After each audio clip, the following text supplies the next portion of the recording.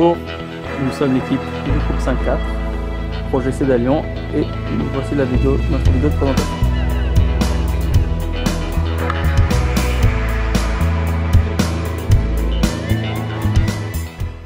Donc, qu'est-ce que le projet Cédalion?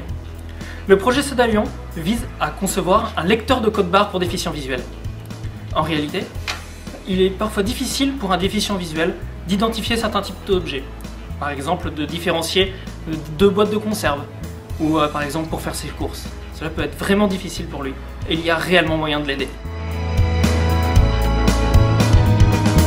Alors, je suis un utilisateur, là j'ai mon lecteur de code barre et là j'ai tout le matériel embarqué. Donc déjà, je l'allume.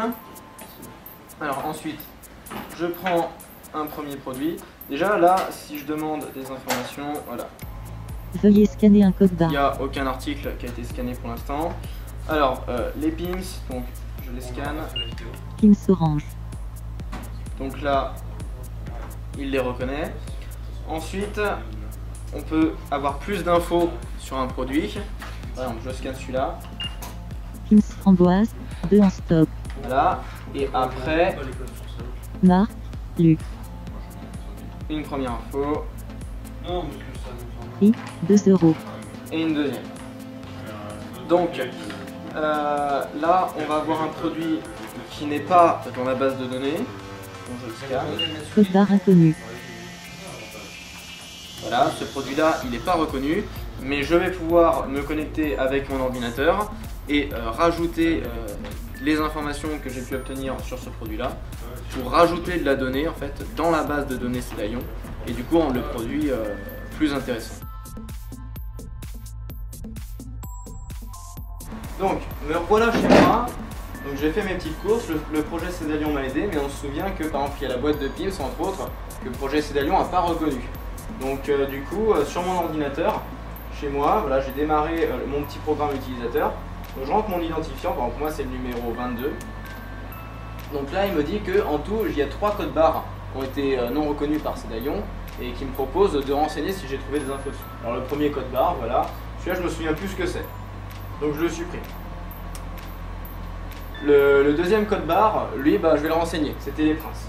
Donc lui, je vais le renseigner. Donc je fais A pour renseigner le code barre. Voilà. Donc il me demande le nom. Les princes. Info, par exemple la marque. Valeur pour marque. Lu. Info. Disons que je me trompe après. On va mettre goût. On va mettre noisette. Voilà. Et là, je pense que j'ai tout, j'ai mis autant d'infos que j'en ai, donc info, je ne rentre rien. Et voilà, donc là, il me demande la confirmation, et je me dis, ah, c'est pas au goût noisette, c'est au goût chocolat. Donc, je ne confirme pas, et c'est reparti. Non pour code barre, c'est toujours des princes. Info, marque, donc, lu, et du coup, je me souviens plus du goût, donc je le mets pas. Info, donc cette fois-ci, tout est bon, je peux confirmer, oui. Hop, code barre ajouté. Et le dernier, j'ai pas envie de le traiter, donc je le supprime. Et voilà, c'est fini. J'ai ajouté mon code barre. Ici on se trouve à l'administration Cédalion et on va regarder si des utilisateurs ont proposé des codes barres pour améliorer la base de données. Donc tout d'abord on démarre le programme administrateur. Donc on se connecte en rentrant le login et le mot de passe.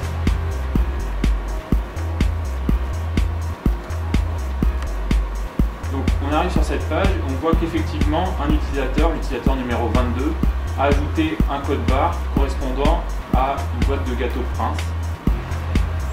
Donc pour voir si cet utilisateur a ajouté des informations sur ce code barre, on peut cliquer sur le code barre. Et donc on voit qu'effectivement l'utilisateur a ajouté que la marque des gâteaux c'est lui. Donc à l'administration on peut ensuite valider ce code barre puisqu'il est correct. Et le code barre est ensuite ajouté à la base de données. Donc on voit que le code barre disparaît de la table. Et le programme administrateur permet de faire une deuxième chose. Par exemple, si un administrateur souhaite ajouter un code barre qu'il a rencontré pour augmenter la base de données, on peut le rajouter à la main. Donc par exemple, ce code barre. Ensuite, on me demande d'ajouter une description correspondant à ce code barre. Donc par exemple, c'est une marque pour un ordinateur. On valide la description. Et on peut ajouter une série de clés de valeur. Donc par exemple, la marque Apple. Valider les renseignements. On peut ensuite ajouter plusieurs clés valeurs en validant successivement des séries de clés valeurs. Et quand on a fini, on valide le code barre qui est ensuite ajouté à la base de données.